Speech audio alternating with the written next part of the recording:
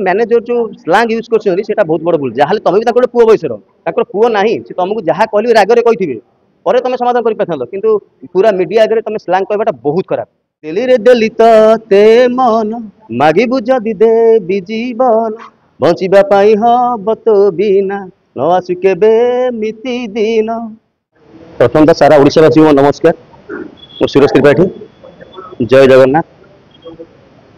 हिमाल भाई को मु कौन आज पूरा सारा ओडिशावासी मिस कर गीत ओडिशा ने ओडिशा बाहर समस्त शुणुले से भयस फेरबनी सत कहि मैंने यूट्यूब खोलिले जब ओडिया गीत आसे ह्यूमन भाई गीत आसे आउ यूट्यूब खोलिया को भल लगुनि कि ओडिया गीत शुणा भल लगुनि सत ह्यूमन भाई चलीगला गीत शुणा भल लगुनि आउ जो मुझे हिट होती गोटे बढ़िया गीत से गाई दिल्ली रे दिल्ली ते मन मागिबु जदि देबी जीवन बंचिबा पाई हब तो बिना न आसु केबे मिति दिन। गीत सब मोर फेवरेट रही जाइए। ये गीत को पूरा ओडिशावासी भल पाई से जो फिल्म रे भाई गाई स्टूडियो में थी प्रेजेंट जो बिहेव माने गोटे मुझे आगे गोटे नुआ से बहुत सीनियर कि जो भल पाइबा भूली हेनी सहित मुझे 3टा गीत कर मोर आउट गीत भी करी आखि मो पचारे हेला कि प्रेम यूट्यूब अच्छी देखिए आउट गीत करी ह्यूमन भाई सहित से रिलीज है मुझे निहाती भितर रिलीज करी कहीं लास्ट गीत मो सहित जहाँ तो नहांती भाई कि रिलीज करी गीत यहाँ पूरा ओडिशावासी जानते केमतिया लोक थे जिते सी गोटे देख गोटे लोक सडनली चेंज हो गले केमी सुंदर डौल डाउल के देखा गोटे हिरो भाई देखा जाती सडनली वीक हो गले लोक जानले कौन पे वीक हो कि सी क्या जनइले भी एत बड़ स्टार से क्या कहे कि लोक बहुत ट्रोल कले केते कथा कहले ड्रिंक्स करेठू आरंभ करके स्मोकिंग बहुत कथा कहले आजिका जमाना किए करूनी सी जो फ्रस्ट्रेसन थे जगह जी थे सी कर निश्चय कधे कि नब देखो गोटे मनीष 35 36 एज माने एज कौन होता भर से मैरेज कर छुआटे था जिते से बाहर इनकम करेंगे और घर को फेरवे घरे शोला बेलू बापा ना चली जाती भाई चली जाती घरे कहीं ना स्त्री छुआ भी ना से लोकटा बचो तो क्या बचो इनकम कर तो क्या इनकम कर जी थे भी क्वेश्चन समस्त गोटे क्वेश्चन जो घर को बाप फेर छुआ को देखनी आम देखीचु मीडिया मध्यम छुआर बर्थडे से घर जाते शशुर घर को छुआ को मिसई देलेनी केते बाधित से मनुष्य को सी ही जानी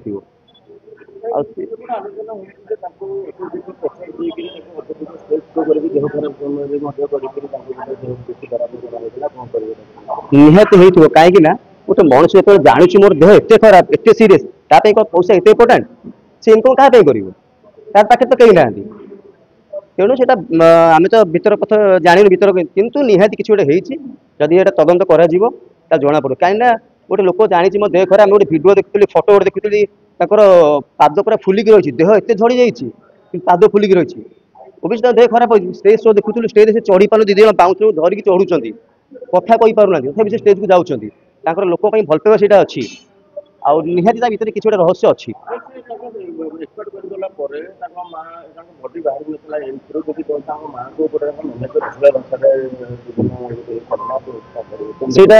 बहुत निंदनीय कथा कहीं जहाँ गोटे माँ तार पुओ चली जाए कष्ट से माँ को हो शुणी से बाइट दौले कि माँ जुम्बा क्लास जाऊँगी एक्सट्रा पार्ट आजका जमाना फिट रहा निहात जरूरी कहीं कहते खाली यंग मान फिट रे ओल्ड एज लोक कम ना से फिट गले जिम गले कि जुम्बा क्लास से फिट निज फिट रही गले से किसी ऑब्जेक्शन नहीं किंतु ये जो मैनेजर जो स्लांग यूज कर बहुत बड़ भूल जहाँ तुम भी पुओ बयसर पुओ ना से तुमको जहाँ कहली रागरे कही पर तुम समाधान कर पार कि पूरा मीडिया आगे तुम स्लांग कहवाटा बहुत खराब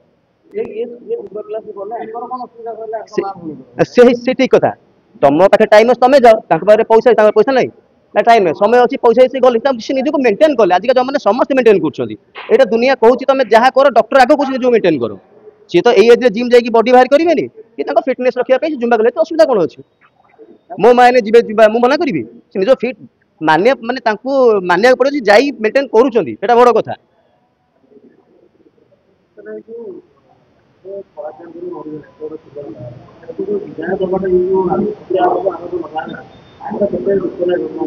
এটা ବହୁତ ଖରାପ କଥା। ମୁଁ ଏବେ ଗୋଟେ ବାଇଟ୍ସ ଦେଖୁଥିଲି, ଗୋଟେ ଲୋକ ନାହାନ୍ତି, ହିମାଂଶୁ ସାଗର ନାହାନ୍ତି, ତାପରେ ବି ଗୋଟେ ଲୋକ ବାଇଟ୍ସ ଦଉଛନ୍ତି ଯେ ସେ ଜଗନ୍ନାଥ ଭଜନ ଗାଇଲେନି, ହିମାଂଶୁ ସାଗର ଜଗନ୍ନାଥ ଭଜନ ଗାଇନାହାନ୍ତି। ୟୁଟ୍ୟୁବରେ ଆପଣ ଦେଖିନାହାନ୍ତି, ଷ୍ଟେଜ ଶୋରେ ଗାଇଛନ୍ତି ତାଙ୍କର ବାଇଟ୍ସ। ସେ କହିଛନ୍ତି ମୁଁ ଆଗ ଜଗନ୍ନାଥ ଭଜନ ଗାଏ, ତାପରେ ଯାଇକି ମା ଗୀତ ଗାଏ। ମୁଁ ତାକୁ ଦେଖ ମା ପାଇଁ କେତେ ଭଲ ପାଇବା, ସେ ଷ୍ଟେଜ ଉପରେ ସବୁବେଳେ ଆଗ ଜଗନ୍ନାଥ ଭଜନ ତାପରେ ମା ଗୀତ ସେ ଆରମ୍ଭ କରନ୍ତି। ତାଙ୍କୁ ନିନ୍ଦିବାଟା ଭୁଲ। ଦେଖ କାହାର କୋଉଟା ସକ୍, ସେ ଦେଖିଲେ ଜଗନ୍ନାଥ ଭଜନ ଗାଇଲେ ମୁଁ ଚାଲୁନି, ତାଙ୍କର ସ୍ୟାଡ୍ ସଙ୍ଗ ବେଶୀ ଚାଲେ, କିନ୍ତୁ ସେଇଟାକୁ ସେ ବେଶୀ ପ୍ରଶୟ ଦେବେ ନା, ସେଇଟାକୁ ସେ ବେଶୀ ଇମ୍ପୋର୍ଟାନ୍ସ ଦେଲେ। କିନ୍ତୁ ନାଇଁ କି ସେ ଗାଇ ନାହାନ୍ତି, କିନ୍ତୁ ସେ ତ ଚାଲିଗଲେଣି ନା, ଆଉ ତାଙ୍କୁ ଏମିତି ଆରୋପ ଦେଖେଇବାଟା ବହୁତ ଖରାପ।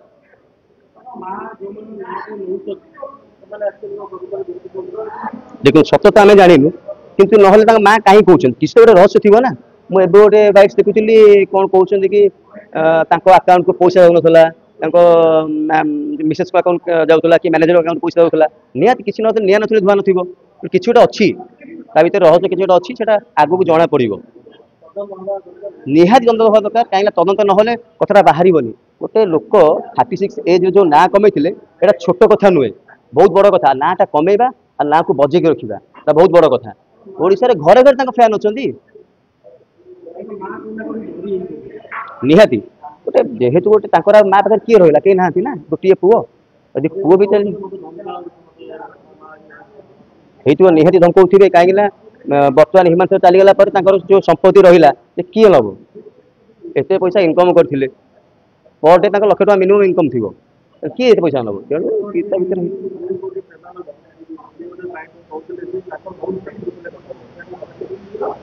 ଶତ୍ରୁ ଦେଖନ୍ତୁ, ଗୋଟେ ଏତେ ବଡ ନାଁ କରିଥିବା ଶତ୍ରୁ ନିହାତି ଥିବେ, କେମିତି ନଥିବେ? ଆଜିକାଲି ଛୋଟ ଛୋଟ ପିଲାଙ୍କ ଶତ୍ରୁ ହେଇଗଲେଣି। ସେ ଏତେ ବଡ ଗୋଟେ ଓଡିଶା ନାଁ କରିଛନ୍ତି, ଶତ୍ରୁ ଅଛନ୍ତି, କିନ୍ତୁ ଶତ୍ରୁ ତାଙ୍କର କିଛି କରିପାରିନାହାନ୍ତି। ଶତ୍ରୁ କିଛି କରିପାରନ୍ତି, କିନ୍ତୁ ଯେହେତୁ ଲାଷ୍ଟ ଷ୍ଟେଜରେ ତାଙ୍କର ନିଜର ଲୋକ ହିଁ ତାଙ୍କୁ ହଇରାଣ କଲେ, ନିଜର ସ୍ତ୍ରୀ ଛୁଆ, ଛୋଟ ଛୁଆଟି ସେ କିଛି ଭୁଲ ନାହିଁ, ତାଙ୍କ ମିସେସ୍ ଯିଏ ଛାଡିକି ଯିବାଟା ବହୁତ ବଡ ଭୁଲ। ତାପରେ ଜାଣିଲ ଗୋଟେ ଲୋକଟେ, ନାରୀ ହିଁ ଚାହିଁଲେ ସବୁ କିଛି କରିପାରିବ। ଯଦି ଲୋକଟେ ତମେ କହୁଛ ଡ୍ରିଙ୍କସ କରୁଛି ବୋଲି, ତମକୁ ବୁଝେଇ ପାରିବନି ନିଜ ସ୍ୱାମୀଟି ନା କାହା ସହ ବୁଝେଇ ପାରିଲନି? ତମେ ଗୋଟେ ଯାହାହେଲେ ସେ ଗୋଟେ ଏତେ ବଡ ନାଁ କରିଛି, ତମେ ଯାହା ସମାଧାନ କଥା ନିଜ ଭିତରେ ସମାଧାନ କରିଥାନ୍ତ, ତମେ ଗୋଟେ ମିଡିଆ ଆଗରେ ଆସିକି ତାଙ୍କ ନାଁରେ ଖରାପ କଥା ସବୁ କହିବା, ଡିଭୋର୍ସ କରିବା, ଫାଇଲ କରିବା ପାଇଁ ଧମକେଇବା, ଏସବୁ ଗୁଡା ବହୁତ ଖରାପ କଥା। ଦେଖନ୍ତୁ ଗୋଟେ ଆର୍ଟିଷ୍ଟ ମାନେ ସେ ଯେତେବେଳେ ଶୋକୁ ଯିବେ, ତାଙ୍କ ସହିତ ପୁଅ ସହିତ ଝିଅଟି ଯିବ, ତାମାନେ କୋଉ ପବ୍ଲିକ ଦେଖିନାହାନ୍ତି ତାଙ୍କ ରିଲେସନ, କି କେହି ଦେଖି ନାହାନ୍ତି, କଥା ଉଠୁଛି, ଏଇଟା ତାଙ୍କ ଭିତର କଥା, ତ ପର୍ସନାଲ ମ୍ୟାଟର କି ଜାଣିନାହାନ୍ତି, ତଦନ୍ତ ହେଲେ ଜଣା ପଡିବ। କିନ୍ତୁ ଯଦି ସତ ବି ଥିବ, କାହିଁକିନା ଗୋଟେ ପୁଅ ହେଲେ ତାଙ୍କ ପାଖରେ ଝିଅଟେ ଯାଉଛନ୍ତି, କହୁଛନ୍ତି ତାଙ୍କ ରୁମ ରେ ଥିଲା ବି, ହୁଏତ ଫ୍ରେଣ୍ଡ ହିସେବେ ଥାଇପାରେ, କଣ ହେଇଛି ତ ଆମେ ଜାଣିନୁ, ତା ବିଷୟରେ କିଛି କହିବାଟା ଭଲ ହବନି। ତାଙ୍କର ସବୁ ଗୀତ ମତେ ଭଲ ଲାଗେ, ଆଉ ଏବେ ଯୋଉ ଲାଷ୍ଟ ଗୀତଟା ତାଙ୍କର ବେଶୀ ହଉଛି, ସେ ମୁଁ ମଲା ପରେ ଜଳିବ ମୋ ଜୁଇ, ସେ ଗୀତଟା ଯେତେବେଳେ ଶୁଣିଲେ ବି କାନ୍ଦ ଲାଗୁଛି। ମୁଁ ଆଜି ବି ଶୁଣିଛି, ମତେ କାନ୍ଦ ଲାଗୁଛି, ମନେ ପଡିଗଲେ।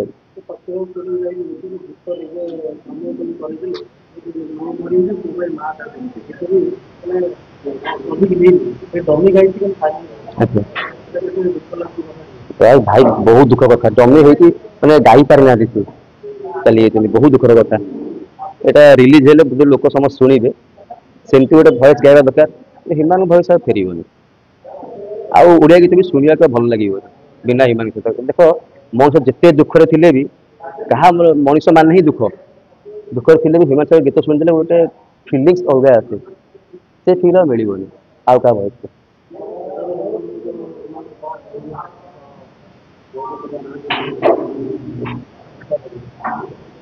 ଶୁଭିଲାନି। ତାଙ୍କ ମାଆଙ୍କୁ କଣ କହିବେ ଆପଣ? ମାଆଙ୍କୁ କଣ କହିବି, ଯାହାହେଲେ ସିଏ ବି ଗୋଟେ ମୋର ମା। ବର୍ତ୍ତମାନ ସେ ଯୋଉ ଅବସ୍ଥାରେ ଥିବେ ସେଟା ସେ ହିଁ ଜାଣିଛନ୍ତି, ତାଙ୍କ କଷ୍ଟ ସେ ହିଁ ରଖିଥିବେ। କାହିଁକି ନା ଗୋଟେ ଏତେ ବଡ ପୁଅ ମଲା ପରେ ସେ କଷ୍ଟଟା କେହି ନେଇପାରିବେନି କି କେହି କହିପାରିବେନି। ମାଆଙ୍କୁ ମୋର ଅନୁରୋଧ, ମା ଭଲରେ ରୁହନ୍ତୁ, ମୁଁ ବି ଆପଣଙ୍କ ଗୋଟେ ପୁଅ ଭଳିଆ, ଭଲରେ ରୁହନ୍ତୁ। ଆଉ ତ ହିମାଂଶୁ ସାଗର ଆମେ ପାଇବାନି। ଆଉ ଯେମିତି ଆପଣ ସେ ବାଇଟ୍ସରେ ଗୋଟେ ଦେଖିଥିଲୁ, ଗୋଟେ ଆପଣ କହିଥିଲେ କି ଝିଅଟି ହେଲା ହିମାଂଶୁ ସାଗର, ତା ପାଇଁ ହିଁ ବଞ୍ଚନ୍ତୁ, ତାରି ସବୁ କିଛି କରନ୍ତୁ ସେ ଝିଅଟି ପାଇଁ। ଆଉ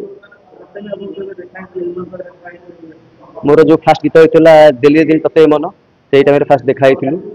ଏତେ ବଢିଆ ବିହେଭ, ମାନେ ତାଙ୍କ ବିହେଭ କେବେ ଭୁଲି ହବନି, ଛୋଟ ହଉ ବଡ ହଉ ରେସପେକ୍ଟ ତାଙ୍କର ବହୁତ ବଢିଆ। ତାପରେ ସେକେଣ୍ଡ ଗୀତ ଯେତେବେଳେ କଲି ଆଖି ମୋ ପଛରେ, ସେତେବେଳେ ଦେଖା ହେଇଛି। ପୁଣି ଏବେ ଗୋଟେ ଗୀତ କହିଥିଲି ହିମାଂଶୁ ସାଗର ଦୀପ୍ତି ରେଖାଙ୍କୁ ନେଇକି, ରିଲିଜ ହବ ସେଇଟା, ସେଥିରୁ ବି ଦେଖାଯାଇଛି।